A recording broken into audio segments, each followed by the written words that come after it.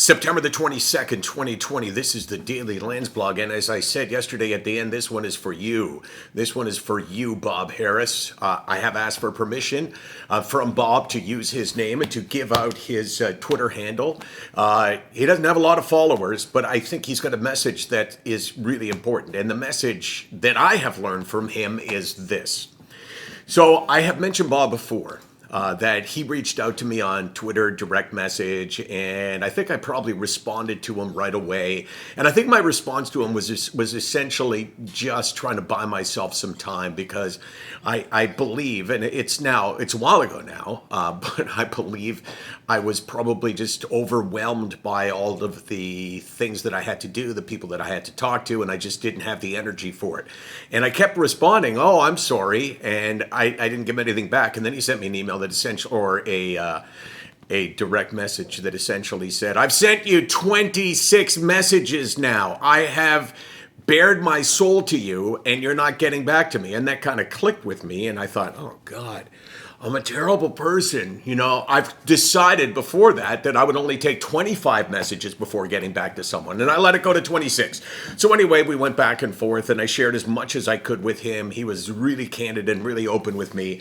And eventually we ended up at this place where he said, you know, how do you get over the guilt? What I feel like I've done to my family, what I feel like I've done to others, just this remorse that I have for not getting the help that I've needed over the years and how I've detracted from other people's lives.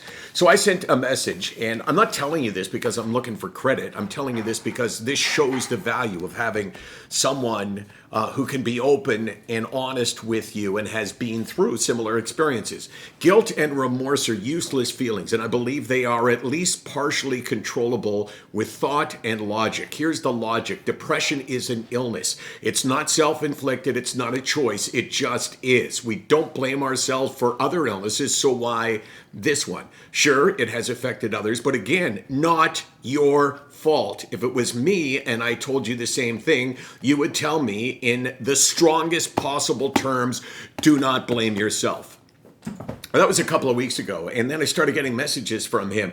Good morning, Michael. Just thought I'd say hello. Doing good. No marks on my arm today. Something's happening that's got me looking at life a little bit differently the last 2 weeks. Kick the guilt, the remorse, the shame to the curb. Thank you for explaining how useless those emotions are. And then I got one a couple of days ago. Dude, I went for 3 walks with my wife yesterday. Yes, 3. Maybe buy some new runners. It's so fucking nice to see things differently. It's a result of our conversations. I'm fed up with those useless feelings. I'm trying to forgive myself, and funny enough, I feel lighter. There's so much there. You know, for me, it's that right there is like, it's just really powerful for me to realize that I get to put a purpose to the shit that I've experienced in my life. And the fact that, you know, just really in the simplest terms, explaining things that I've come to realize from this, that it can make a difference in someone's life, that Bob can have a bit of a bounce in his step because of it. That just tells me that we need to open ourselves up to others. And that goes in both directions. That if Bob hadn't opened up to me, then I wouldn't have opened up to him. And he'd be still in the same place that he was. Essentially, his life passing him by without being able to enjoy it, riddled with the guilt that no one should feel because of the illness we've experienced. His Twitter handle is @RushFanToronto. And, you know, Bob, you say thank you. And to you, I say thank you. SickNotWeak.com, 24 hours a day, 425 days a year. Can you imagine, Case, 26 messages and I didn't get back to him? What is wrong with me? Such a dick. But I'm happy to be a reformed dick. I'm a dick in treatment.